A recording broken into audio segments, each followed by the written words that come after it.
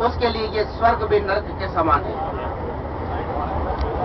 अगर आप चाहते हो आदेश का पालन, तो कोई भी आजकल की स्थिति तो और पैसा कम कह दे तो उसके लिए झूठ बोल जाएंगे, लेकिन जो धार्मिक प्रवृत्ति के वो है, धर्म हमें क्या सिखाता है? यही तो सिखाता है कि उसके लिए क्षणिक लाभ के लिए कभी हमें झूठ नहीं बोलना।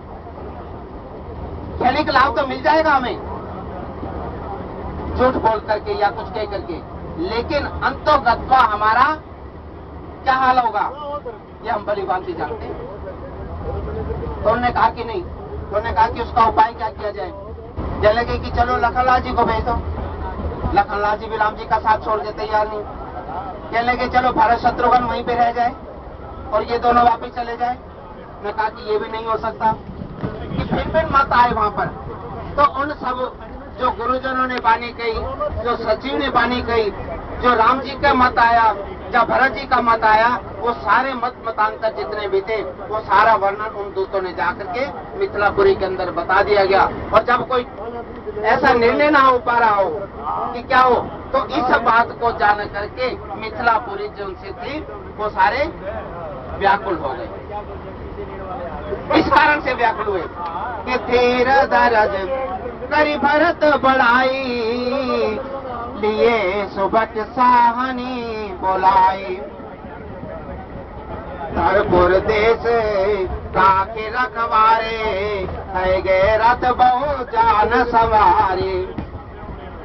लेकिन उसके साथ साथ उन्होंने भरत जी के उस धीरज की, जो भरत जी ने भरत चरित्र करने, क्योंकि जो उन भरत जी का चरित्र सुना उन्होंने, उसको धीरज दिया। उन्होंने कहा कि चलो हम भी चल करके वहां पर देख करके आए। अब यहाँ पर स्थिति क्या है कि दोनों बेटियां जो थी उनकी भरत जनक जी महाराज की, भाई की बेटी भी, आपको शायद मालूम हो कि चारों भाई ब्याह गए, लेकिन हम कहते हैं कि जनक जी के वो आपस में उनके भाई की बेटियां थी, उनका विवाह किया गया वहां पे चारों भाइयों के साथ। राम जी का जब हुआ तो उसके पश्चात जब बुलाए गए तो पूरा परिवार ही एक बन गया।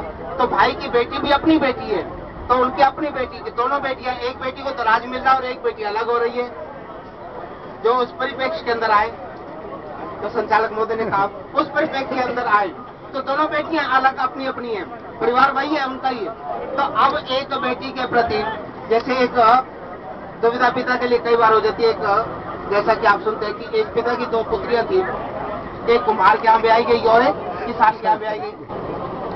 अब उन्होंने कहा कि चल जाकर के पूछ के आए वहीं पे। उन्होंने कहा कि कुम्हार के यहाँ गए, कहने लगे कि बहुत बढ़िया है, लेकिन बस एक दुआ करो कि राम जी ना बरसे। राम जी बरस गए तो ये सारा किया करा सब।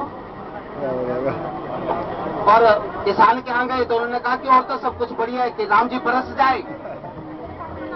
तो पिता के लिए तो वही स्थिति यहाँ पर, एक पुत्री तो है वन के अंदर और एक पुत्री है, लेकिन उसका समाधान भरत जी ने क्या निकाला? उन्होंने भरत जी ने समाधान ये निकाल रखा कि उन्होंने घर को अलग नहीं होने दिया, सामंजस्य बना करके रखा। मैं तो भरत जी का चरित्र अगर कहता तो वो किसान का चरित्र मान के चलता हूँ, क्योंकि अगर उनके उस चरित्र को देखे, हमारा किसान का जो चरित्र है बिल्कुल उसके ऊपर वैसा ही। क्या चाहता है किसान? राम जी को चाहता है। किसान क्या चाहते हैं? राम जी बरस जाए तो बहुत बढ़िया हो जाए। और आजकल तो हम सभी कह रहे हैं कि गर्मी है, तो इस गर्मी के अंदर राम जी बरस जाए तो आनंद आ जाए। गर्मी के अंदर राम जी, जब संताप मिले तो राम जी मिल जाए तो आनंद आ जाए। जब आदमी दुखी होता है तो राम जी मिल जाए। ये गर्मी का संताप ही है हमें, लेकिन उसके लिए कुछ खोना पड़ता है पहले, ऐसे नहीं मिलते राम जी, उसके लिए कुछ खोना पड़ेगा। भरत जी ने सब कुछ अपना त्याग दिया, तब उसके पश्चात राम जी को प्राप्त। राम जी ने यश कर दी, हामी भर दी, लेकिन उसने कहा कि नहीं अभी नहीं, क्योंकि लगा कि उसकी आवश्यकता औरों को भी है। राम जी की आवश्यकता देवताओं को है, राम जी की आवश्यकता उन राक्षसों का वध करने के लिए है। तो मेरे से अधिक उन्हें आवश्यकता है। जब अपने से अधिक लगे तो उन्होंने कहा कि जैसा आप चाहो वैसा कर लो। स्थिति का निर्णय करके इसलिए हुआ, नहीं तो अन्यथा राम जी ने तो मना नहीं किया। राम जी ने तो कहा कि भरत जैसे कहेगा मैं तो उसी अनुरूप कार्य करूंगा, क्योंकि वो स्नेह है, प्रेम है। और राम जी का स्नेह तो यही है कि परम प्रेम के वाले पढ़कर प्रभु को नियम बदलते देखा, अपना मान टले टल जाए, पर भक्त का मान न टलते। अपने भक्त का मान वो कहते चलना नहीं देख सकते।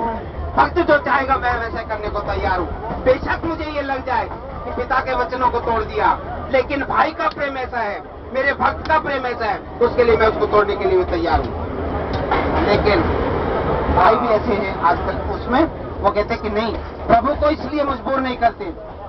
वैष्णव जन जो उनसे है, प्रभु से ये नहीं कहते कि आप यहीं पर मेरे लिए, वो कहते मैं तो प्रभु के लिए ही हमेशा तैयार हूं।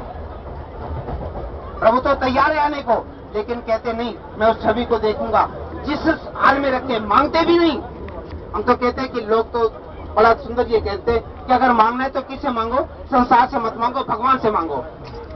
लेकिन जो भक्त है वास्तव में वो कहते हैं कि मुझे परमात्मा से भी नहीं मांगना,